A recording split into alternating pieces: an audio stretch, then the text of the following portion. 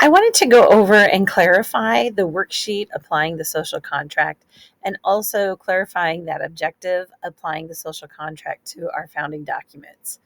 This specifically is dealing with what is our social contract.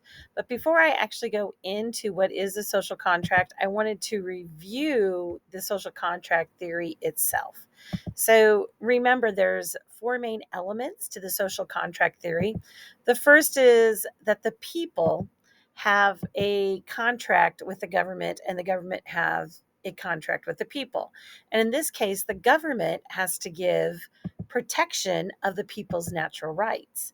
And those natural rights are life, liberty, and property, or as Thomas Jefferson said in the Declaration, the pursuit of happiness. Now, the people have to give up something to the government as well. And it's not money. Some of you have said that. It's not taxes. It's not your freedom. It is definitely not your freedom because government's supposed to protect people's freedom. But what people have to give is their consent to be governed. And part of that consent is obeying rules that we, our fellow citizens, have agreed upon as the rules that we want to have for a fair and just society. Now, in this contract, if government is not doing its job, which is protection of your rights, then people have the right to revolt. Okay, so just to review, government has to protect people's rights. Your natural rights are life, liberty, and property. People have to give their consent to be governed.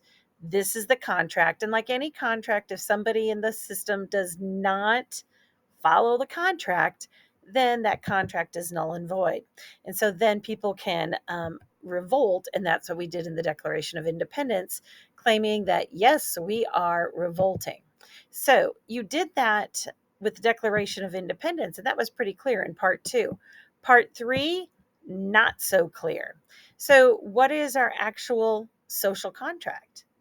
We have one, and you know it as the supreme law of the land, but you probably didn't realize this is a contract between you and the people. So, the elements of the social contract are these pieces with you have to have natural rights protected, government protects them, people consent to be governed, and is there a right to revolt?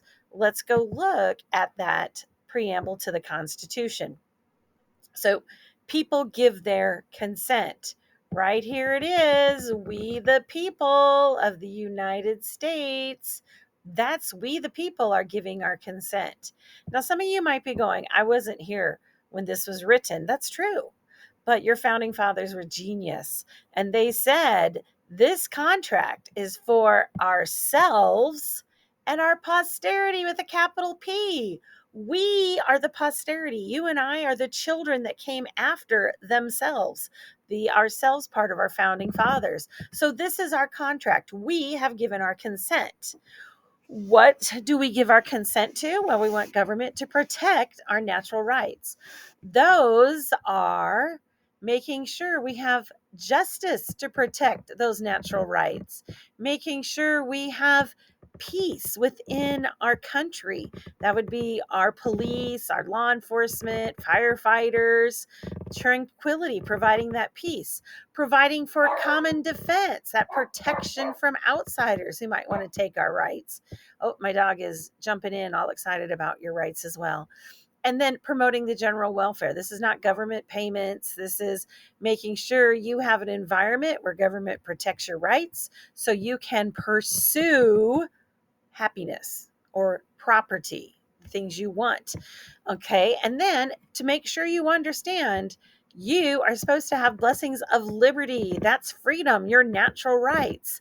Okay. So your life is going to be protected by ensuring domestic tranquility and providing for the common defense.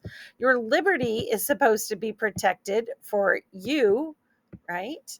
Life, liberty, and property, justice, promoting your general welfare, that pursuit of happiness. So we do make this happen. We agree to this. We do ordain and establish this Constitution of the United States of America, the supreme law of the land, your Constitution. So that is what should have been on the part three of what are the elements of the social contract and how do you see it in the founding documents.